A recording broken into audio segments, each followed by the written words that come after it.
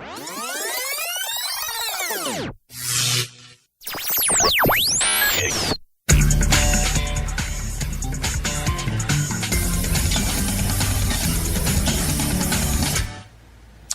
everybody, welcome to Weston People. My name is James Richardson and I'm with Mark Orchard today. Hello Mark. Hi, nice to meet you. Good to see you. Now, Mark is essentially from Weston-super-Mare, but mainly from Hutton.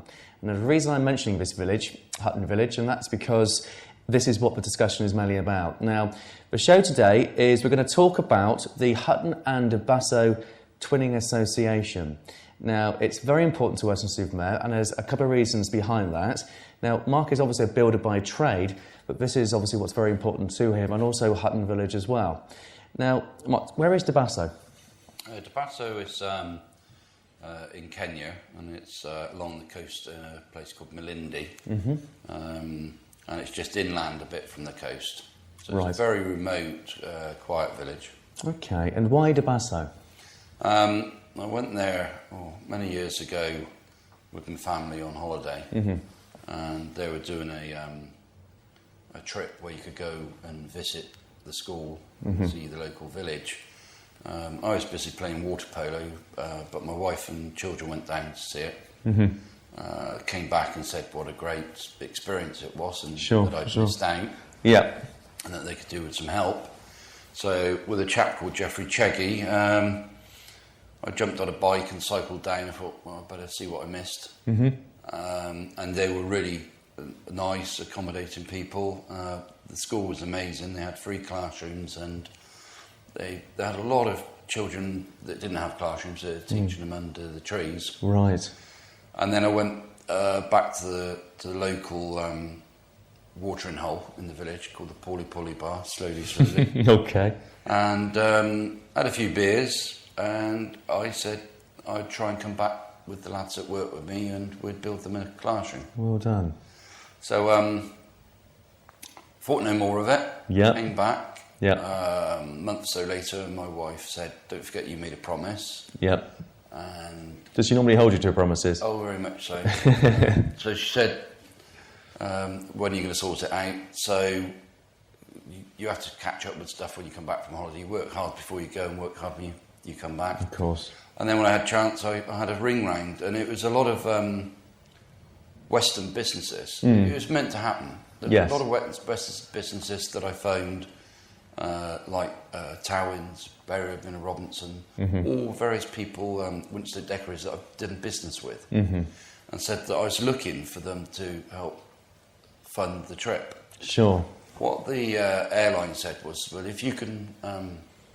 we will charge you just the cost of the flight. And the hotel over there said, if you come back, we'll give you free accommodation. That's fantastic. So it all sort of very quickly fell together. Yeah. I phoned the businesses, and one by one, those businesses said, well, we'll sponsor a seat. Yes. So there was myself and 5 lads. Okay, and so it's been running since 1999.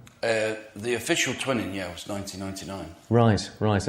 And when was it that all this started taking shape? Well, we went on the original trip, which was 1998, with the lads, and that was Chris Fisher, Dave Rayner, Andy Difford, myself. And we went to build a classroom, and my father-in-law, Reg, was coming up to retirement, and he was just in his element. But when we got there was an awful lot of challenges. The Rotary Club here made contact with the Rotary Club in Malindi, who lent us a mixer, which was a big help. But there was some simple things we take for granted here, like getting water to do the building.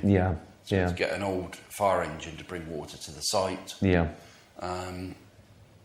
The classroom that I'd originally visited and said we'd build, it's an African thing. They think, well, if somebody's coming, they'll have it bigger. So it was huge, and the lads were quite in awe of what we had to try and achieve. Sure. So we were starting at sort of 5 in the morning and working right through to 9 at night.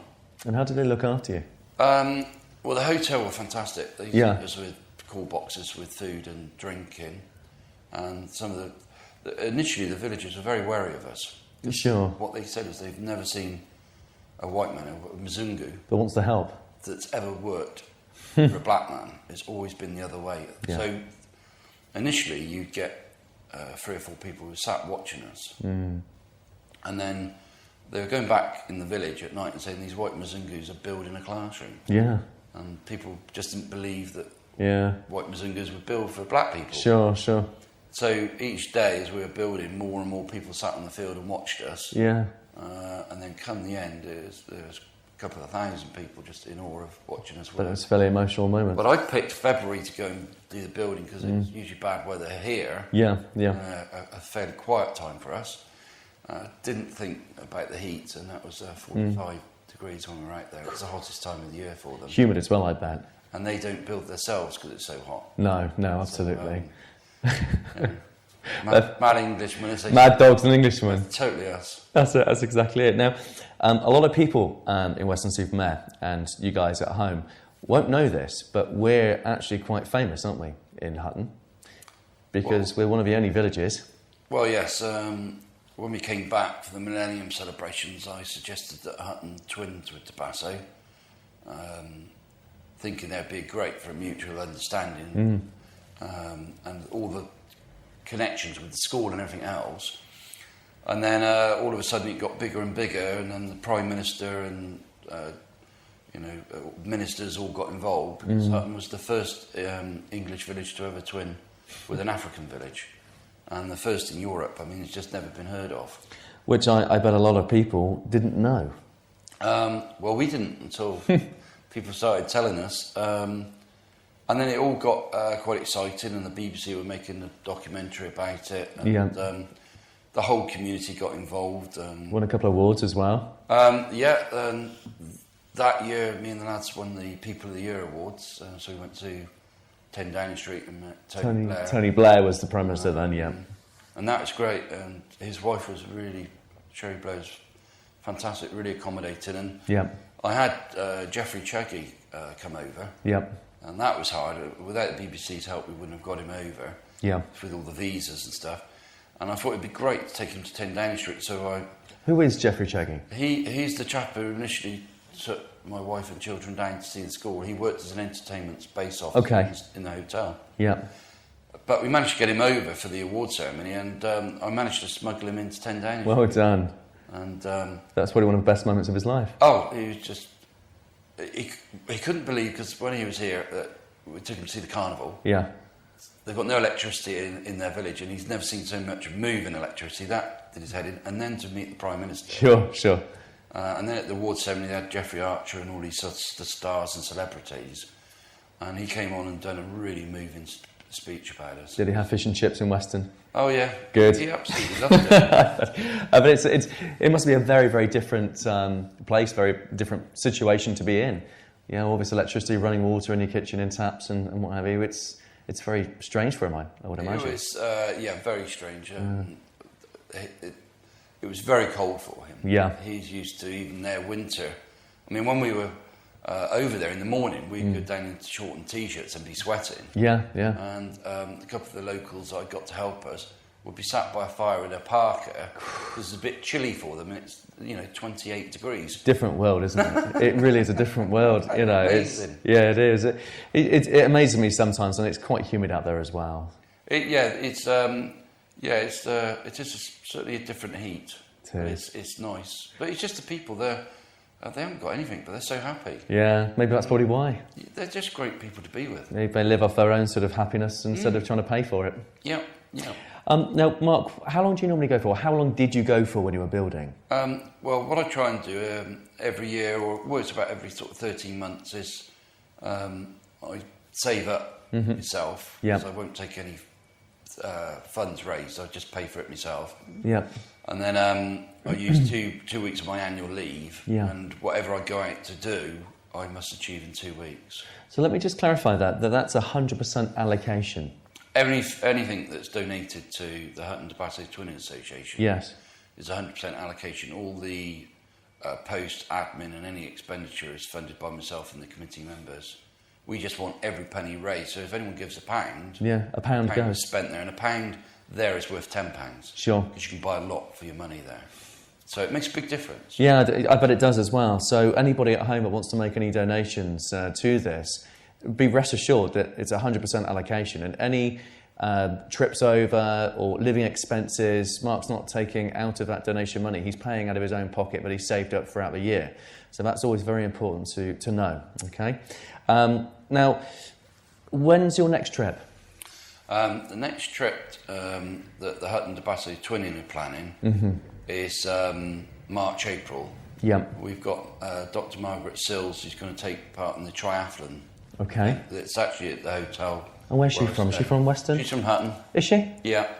And she would like... the idea is that we've raised funds again, and what the village now would like is a chemistry lab. Okay. For the students. So I'd like to go out and build that, but I've got to see how work goes, because things, you keep on work and funds and stuff. Absolutely. But I'm not 100% sure whether I'll be going on this trip or not. Sure. I might be going later on. Yeah. But there's definitely a Hutton to Basso twinning trip going. Well, that's wonderful. Well, I do a lot of cross countries and running for charities as well, like the food bank, the Salisbury cross country I did last time.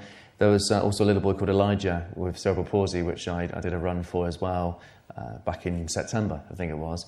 So what I'll do is I'll do some charity work for you as well. That's very kind of you. Do some runs. There is on the internet, there is a website called The Running Bug, which enables you to set up your own charity that you want to dedicate the money to, and to get involved and to do runs. There are walks, excursions, all sorts on there. So if you wanted to also get involved and help Mark out by making donations, you can also go to the Running Bug website and it will inform you of all the local runs which are taking place, and they'll even send you all the donation forms made up for the charity as well. Okay. Is there anybody at all that you'd like to mention? I think if I was going to mention anyone, it would be all the people who've been involved in the Hutton Basso Twin. I mean, people know me from the BBC documentaries and the things we've done with ITV and Sky and things. But there's a lot of people who've been in the committee who aren't anymore, and new members are on there now. It's only a very small core. Sure. And they're really hard-working people. Yeah. It's the same old story. If you want something done, ask a busy person. Sure. They give freely of their time. Sure. There's nothing in it for them, and they're just so accommodating. They just put themselves out. They attend we have a twinning meeting the last Monday of every month at Hutton Village Hall. So we're always looking for new members, desperately, really. Yes. Yeah. Because there's only 6-7 people. Sure. And our next sort of big fundraiser is the Hutton to Basso Wassailing. That's on the 21st of January. Okay, where's that taking place? Starts off at Councillor Porter's house. Okay. All local? All local, all around the village. We go and sing and dance around the apple trees. Brilliant. And all the funds from that, again, goes towards Hutton to Basso. Brilliant, fantastic. So you can get involved locally, have some fun and, save some money, make some donations as well at the same time. It's great because you can bring your family. Yeah, yeah. All the children get involved. You get a free cider tasting at each orchard. So yeah, well, there you are. Look out for the posters and stuff. Perfect. It is good. Make sure you get a taxi. Yeah, Perfect. Now, obviously, you've mentioned it was Liz as well, and if people want to get involved with donations or getting involved with charity work as well, we're going to put two numbers up at the end. One is Mark's, and one is Liz. Liz Ockwell. Liz Ockwell. She's the chair of the Hutton to Basso Twinning Association. Or if anybody wants to drop any envelopes or anything like that, Hutton Post Office, if it's marked to the Hutton to Basso Twinning Association, they'll take it and they'll make sure it gets to us. Wonderful, that's fantastic. So it really is a village thing. It really is. Even the people who are not in the committee, people outside of the village and within the village, there's people. It's amazing what people do. Yeah. And all these little things build to make a big difference, really. But it is as well. I mean, when I lived in Hutton many years ago in Holme Road, quite a long time ago now, I went to Hutton Primary School as well, and it was even like it back then. So Hutton's always been a very close community. It's got a good community. Very good and very kind. And I think what we need to also do is we need to expand that now to the awareness of everybody in and around Weston and the southwest area, and let's get everybody working on it. Well, yeah, I mean, like I say, I think the Olympics, what they're doing now is good. We started long before that. But, you know, if I've always said people to people works. Yeah, you know, I've met many people and they said, oh, I do this, I do. Whatever you do can be used out there. Yeah. And go meet them. Yeah. They're great people. And whatever skills or anything you can offer can be used there. And if you're unsure, you know, people can join us on the twinning trip. Or, like I say, there's other charities like VSO and stuff that, you know, people who want to go on longer trips and give something back. And what's the VSO? Well, the VSO is a charity where people want to go and live within a community for, you know, 5-6 months. Oh, okay. And I've met lots of different people out there over a period of time doing loads of different things. It's great. It really is good. And if they call your number or Liz's number, you'll be able to give them all the details on how to do that? Well, we can give them details about the Basso trip and the costs of the trip, etc. Like I say, it's full allocation of funds. You've got to fund it all yourself. But I mean, the VSO and stuff you'll find out via the internet, etc. If you want to do a longer trip. But we've had students and people who've gone and lived in the village. Fantastic. I mean, the village has changed dramatically now since the initial build. Yeah, I bet it pretty humbles you as well, I would imagine. Well, yes, but they're just nice people, but just people to have a laugh with. I love playing volleyball. Yeah. So you make your own entertainment, don't you? You make your own entertainment. That's what I mean. I mean, there's no Xboxes, PlayStations, No. you know, 360 Nintendo or whatever they're called, because I'm not even into it myself. Nor me. But yeah, you know, it's humble in a way that you make your own entertainment and you look after yourselves and you make your own happiness, don't you? You do. And like I say, when I look back now, how it's changed from the original classroom. I mean, they've got 14 more classrooms they've built now. A medical centre, a library. That's in 22 years. 12 years. 12 years, yeah. So, and now, like I said, the next project is chemistry lab. We've now got them on mains water. We've got electricity. Yeah. And now if there's a solar company who's contacted me and they're interested in putting solar panels in onto the classroom, so we can get computer rooms running with free electricity. So, yeah, still working. It's like a tree, isn't it? It starts off here and branches off, and sooner or later you've got lots and lots of things happening. Well, there's a woman I met called Nikki Crowther who wrote my autobiography, and she got so inspired by the whole story that she gave up her work and started her own charity called the Achilles Trust, specifically to put libraries into classrooms around that area. And they're doing a lot of work, and they're based in London. And they've got 2 libraries they're running. So we built the classroom or the library for them, and then they kitted it all out. And it grows. It's a bug. It's a catalyst, isn't it? It starts off as one thing and it grows into something else. It grows. Yeah, it does. Absolutely. Well, Mark, I'm inspired, and Okay. I'm sure a lot of people out there are as well. So don't forget to get dialing or speak to Mark or Liz, and get involved. You know, it beats everyday television anyway. Believe me. Mark, thanks for coming in. No, nice to meet you. It's good to see you. Yeah, Merry Christmas. Merry Christmas. Yes, Merry Christmas, everybody at home as well. Thanks, Mark. Okay.